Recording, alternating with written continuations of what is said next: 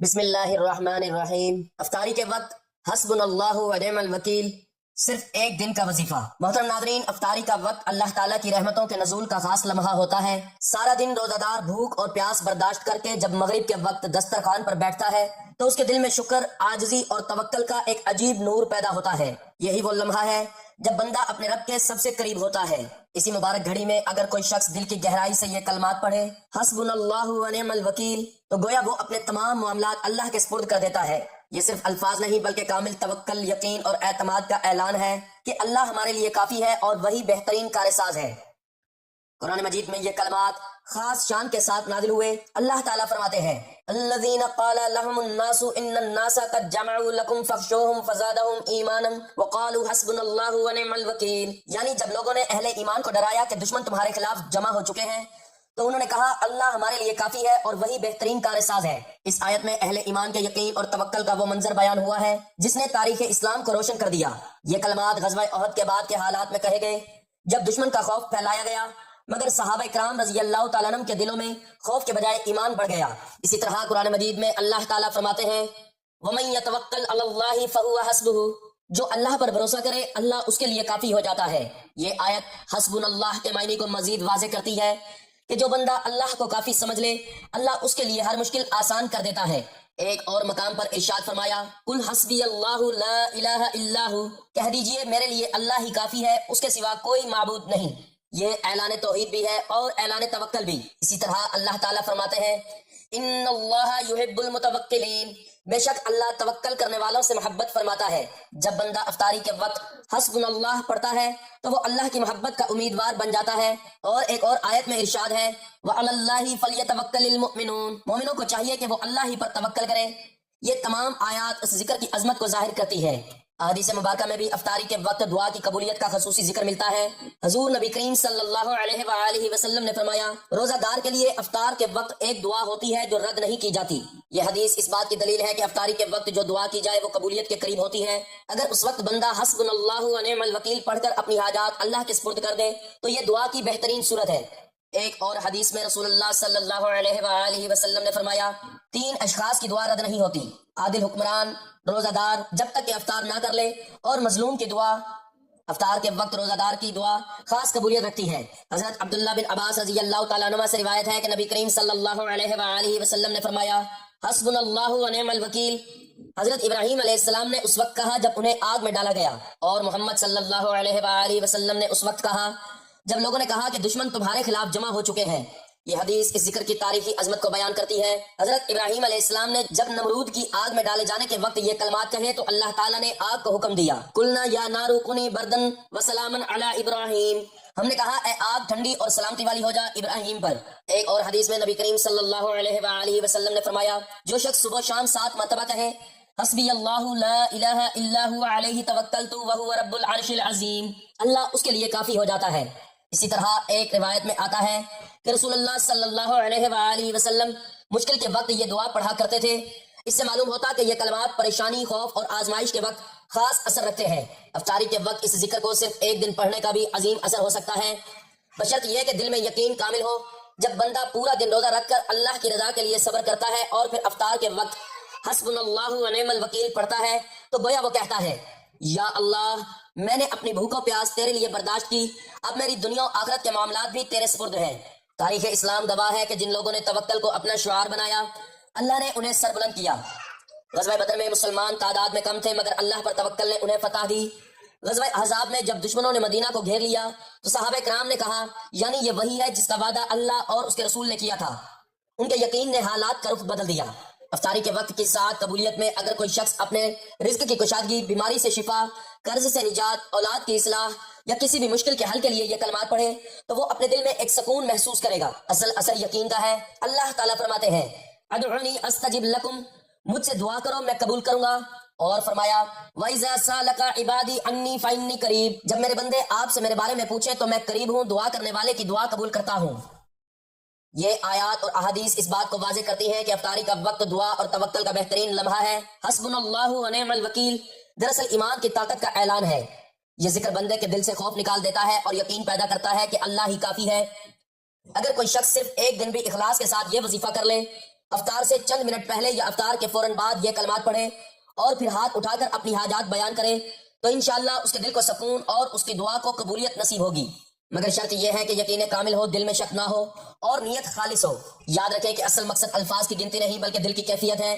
جب بندہ سچے دل سے کہتا ہے حسبنا اللہ ونعم الوکیل تو وہ گویا اپنی کمزوری کا اعتراف اور اللہ کی قدرت کا اقرار کرتا ہے۔ یہی توکل انبیاء علیہ السلام کا طریقہ اور صحابہ کرام رضی اللہ تعالیٰ عنہم کا شعار تھا۔ اللہ تعالیٰ ہمیں بھی افطاری کی ساعتوں میں سچا توکل نصیب فرمائے اور ہمارے تمام معاملات میں اپنی کفایت اور نصرت عطا فرمائے، آمین۔ محترم ناظرین، جیسا کہ آپ جانتے ہیں کہ رمضان کا پورا مہینہ ہی قبولیت کا ہے، اس مہینے کی ہر گھڑی قبولیت کی ہے، لیکن رمضان میں افطاری کا وقت رب کو بڑا محبوب ہے۔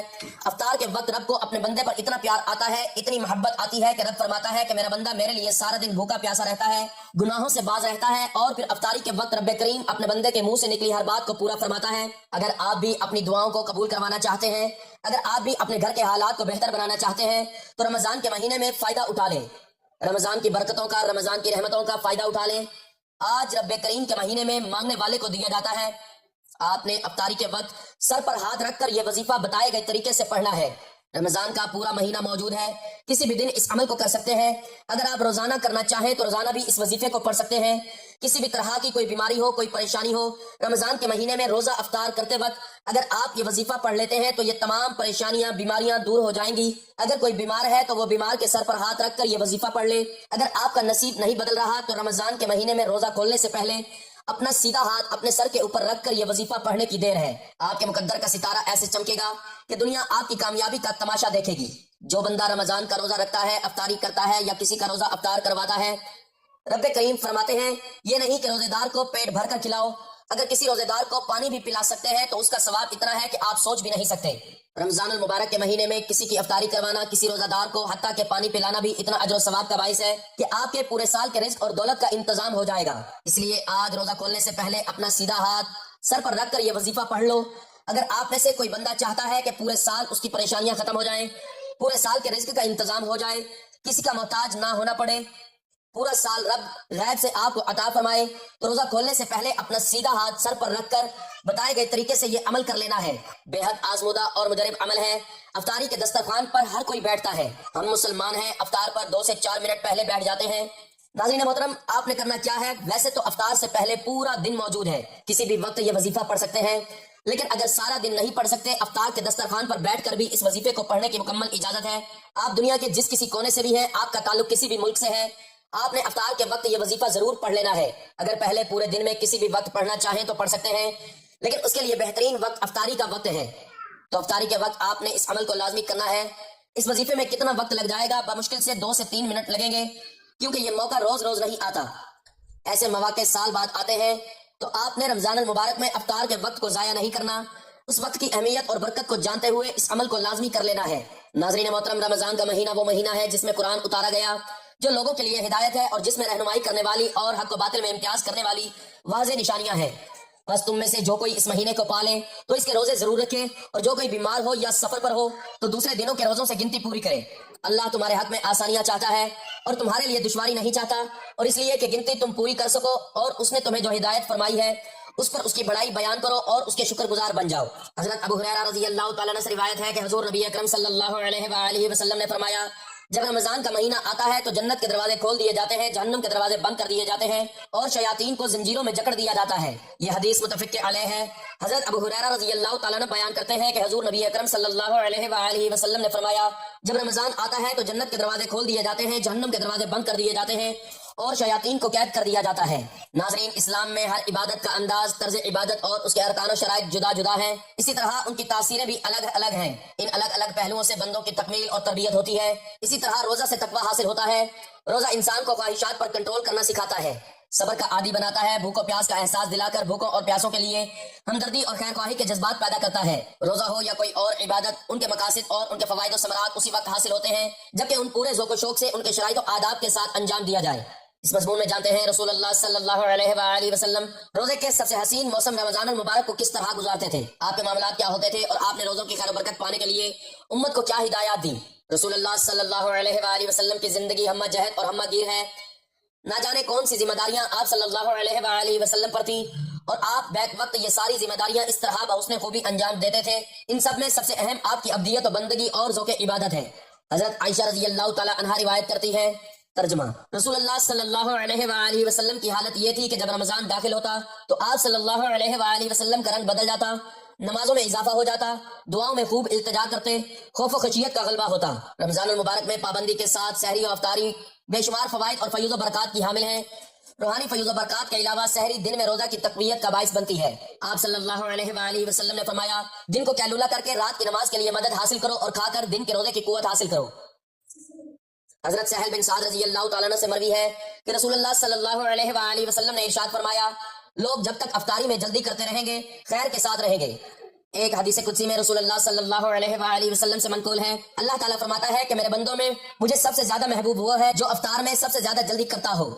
افطاری میں نبی پاک صلی اللہ علیہ وآلہ وسلم اکثر اوقات کھجوروں سے روزہ افطار فرمایا کرتے تھے، اگر وہ میسر نہ ہوتی تو پانی سے افطار فرما لیتے تھے۔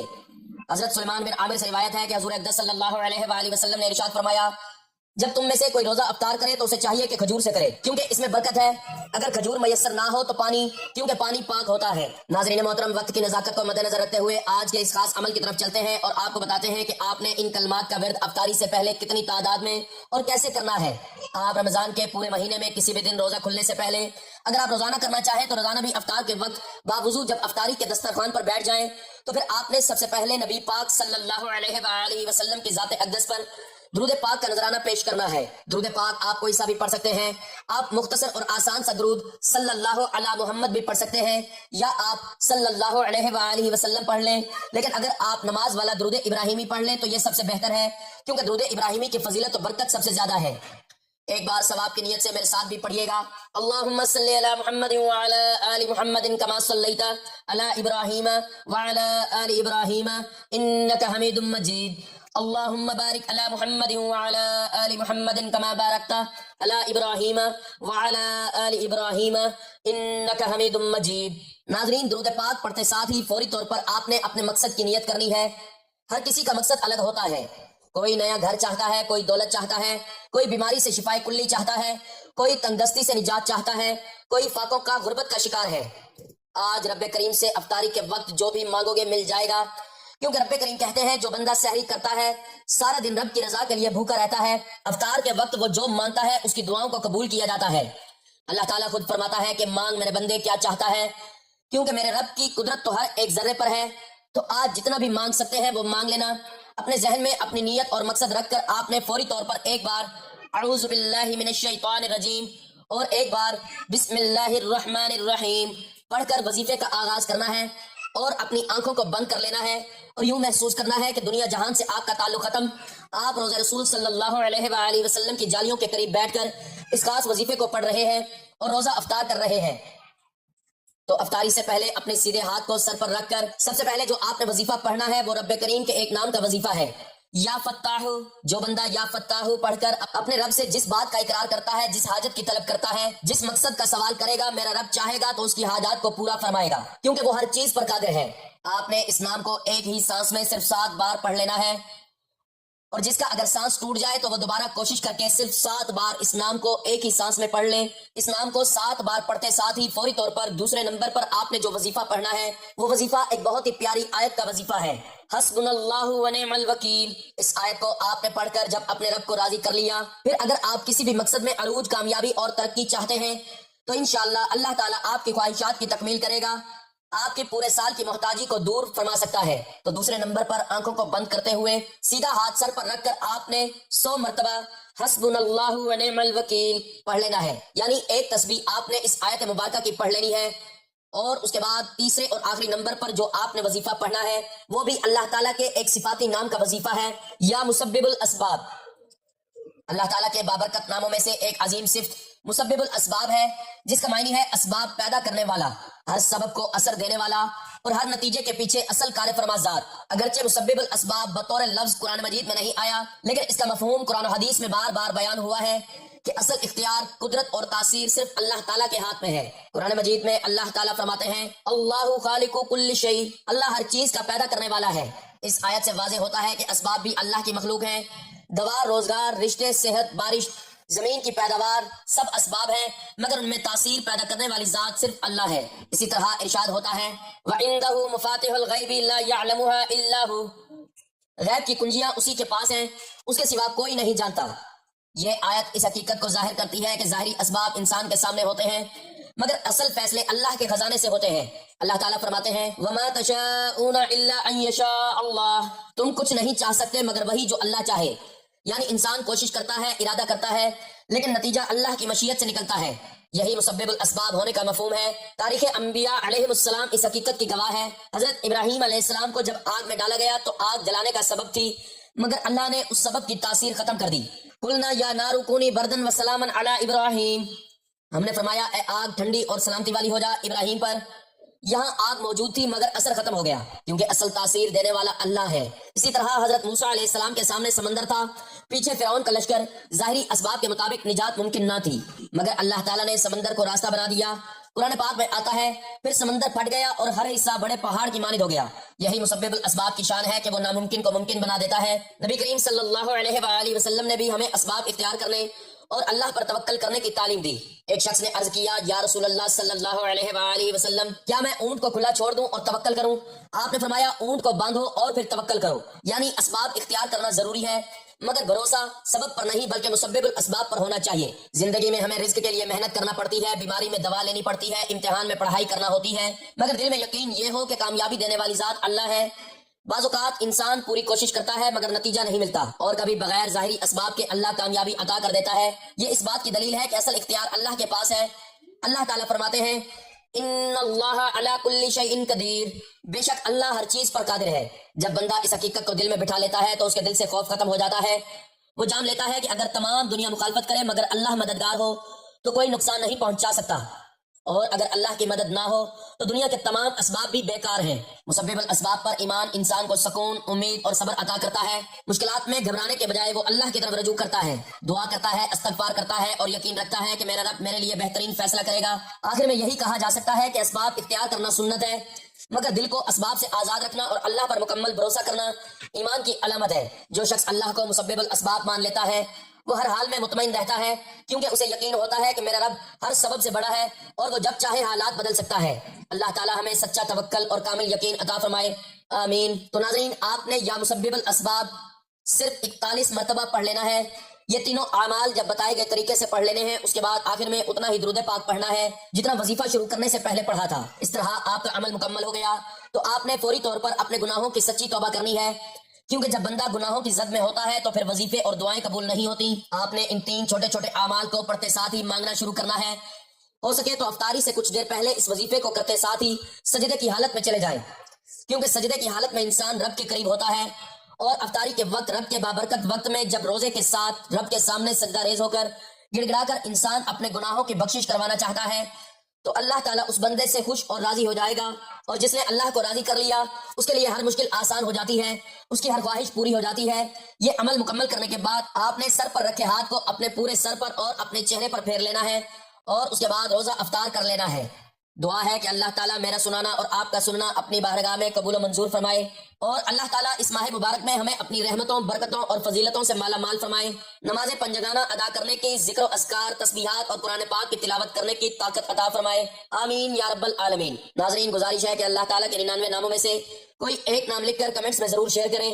اللہ تعالیٰ ہم سب کا حامی و ناصر ہو، آمین، جزاک اللہ۔